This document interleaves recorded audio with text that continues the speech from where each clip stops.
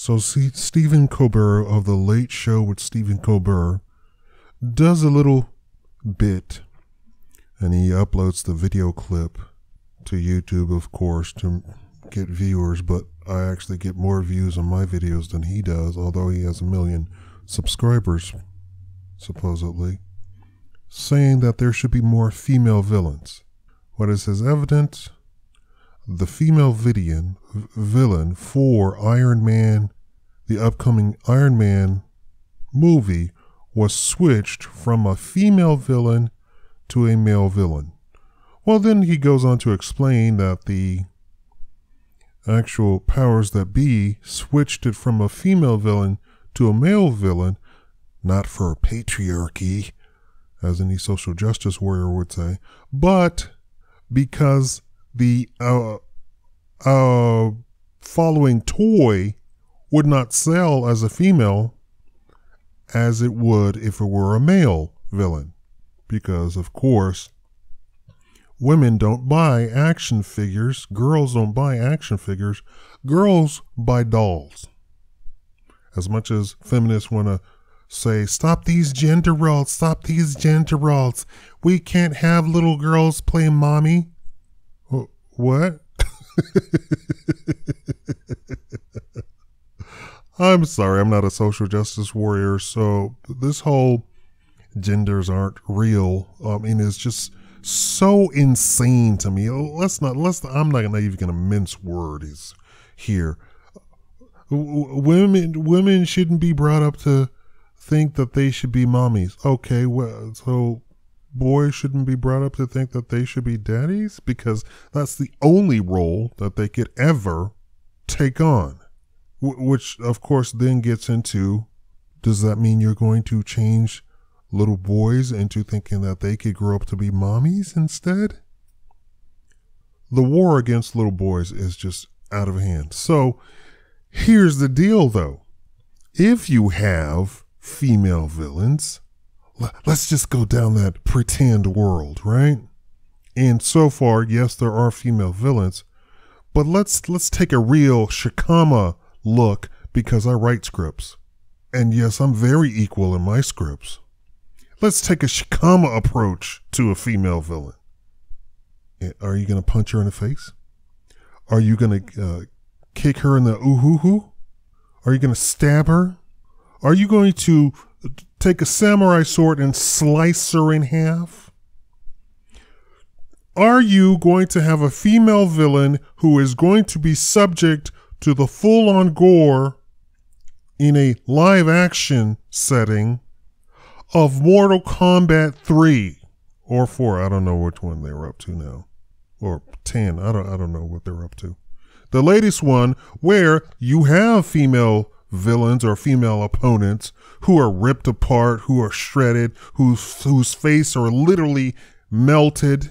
Are you going to have that? And is that going to sit well with the critics? Yes? No? No. The answer is no. You don't even have to guess. The critics will not tolerate, and that movie will not be made. The critics will not tolerate a woman no matter if she, is like, who was the woman that would, sacrifice virgins and drain their blood and bathe in their blood to keep her beauty. She was in Romania somewhere, Transylvania somewhere, something like that. Queen of Blood. I don't know. I don't know what her name was. Real life woman. Actual real life woman. Even if she were that evil, if she were portrayed that evil, nobody would still tolerate her being bashed in the head. Because the whole, you cannot show violence against females. You cannot? Okay, then we don't. You're not fighting for equality then. You're fighting for fantasy land. And for all of you women who keep calling yourselves feminists, and you say you're a feminist because you think you're fighting for equality, you're not using the correct word. What you are looking for is egalitarianism. It is not feminism. I'm sorry, honey, darling. let me mansplain for a second for you, since, and that's an insulting word, of course. You're not fighting for feminism. You're fighting for egalitarianism. Please update your vocabulary, your modern vocabulary, to say that you are an egalitarianist. You are no longer a feminist, because feminism is now third wave feminism. And there is no point for you to fight to use the word feminism, because all of the quote unquote feminists in power, who actually make decisions, who actually gets laws passed, who actually lobbies Congress, the federal, state, and local government, are all third wave feminists. Third wave feminists are in charge of threatening the media if they do not bow down to third wave feminists and the third wave feminist view of how a woman should be portrayed. This is why you see women portrayed in film and TV the way that they are, because third wave feminists are in charge of threatening, strong arming, and getting people fired left and right, even on social media, which would seem to be so far-fetched that it's not even funny. This is why women are portrayed the way they are. Women can do no wrong. Women, even if you break into the castle of the Queen of Blood and she's in the tub, in the pool of blood, in the bath of blood, with the bodies of the virgin girls strewn about the castle, third wave feminism says, she shouldn't go to jail. Do you know that in the UK, or probably in all of Europe, that you cannot sentence women to jail for certain crimes at all? At all. This is how outrageous it is. So if you are a woman who thinks that they are for equality, you're wrong. And you stand for equality, you need to update your vocabulary to call yourself an egalitarianist. That means egal means equal, okay? So you're not going to see a female villain get punched to the face. And if you do, I bet you there's some sort of uproar somewhere, boycotting, something where they are in lawsuits up to their eyeballs. There are actors who, as a part of their contract, said that they will not ever be in a movie where a woman gets raped at all. The irony is that these same actors will be in a movie where a man gets raped. Oh, how is that possible, you say? Oh, and I've met these actors, and I've tried to do acting, but somebody with my skin color. Oh, I'm not saying that a Wesley Snipes doesn't exist, but Wesley Snipes funds his own movies a lot of the times. A lot of the darker skinned actors, there's still the whole notion of house Negro and field Negro going on. I know that there's a Will Smith that exists, but Will Smith is an aberration. And probably Will Smith has done stuff to get in the position that he's in that I probably would not do. I'm not casting stones at his reputation. I'm just saying I know how the system works. I don't tolerate the system. This is why I'm sitting on this side of the this side of the microphone and not on the other side being interviewed, right? You will not, they don't even call men being raped as raped. Here's the scenario.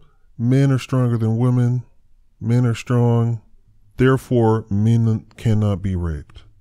Even if the scene is about a strong man raping a weaker man. Now here's what's really crazy. The idea that you can fight for women being equal to men. Men aren't equal to men. So the whole notion that women can be equal to men is so ridiculously far-fetched. First of all, men really burst the cap off of the chart as far as strength and weakness, right?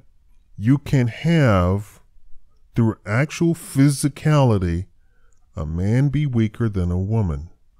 But at the top of the chart, there is a complete limit to how far a woman can be strong, right? Burst that part off, knock it completely off of the meter, and you still have men on the chart keep going as far as strength, and stronger and stronger and stronger and stronger, to the point where there are men who are so strong that there's not even men who can take them on, right?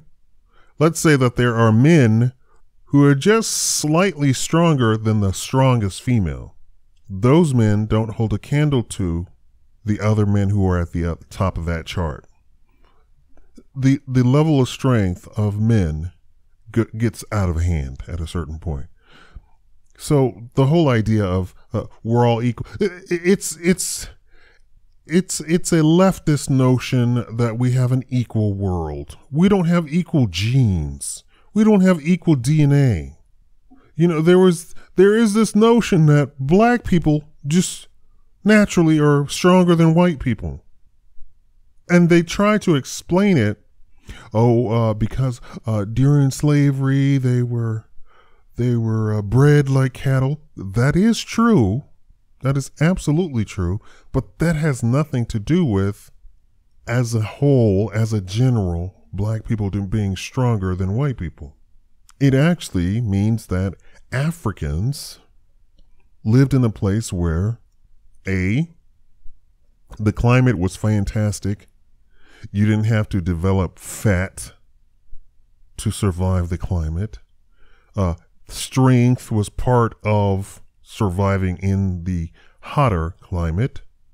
So you're going to have much healthier people than, say, in a climate where, let's say 60% of the year you're huddled in a cave or a hovel or in the depths of a castle that's sitting by a fire for days and days and days on end. That's not conducive to developing physicality, right? Which means that the men are going to be comparatively weaker and the women are going to be comparatively weaker, even to African females. I'm getting off topic. Female villains, not going to happen. In fact, female heroes aren't even really wanted. Why? Because you can't have a female hero be punched in the face, be kicked, even by another woman. I know I know they've tried this in movies, but even this has been met with a lot of criticism.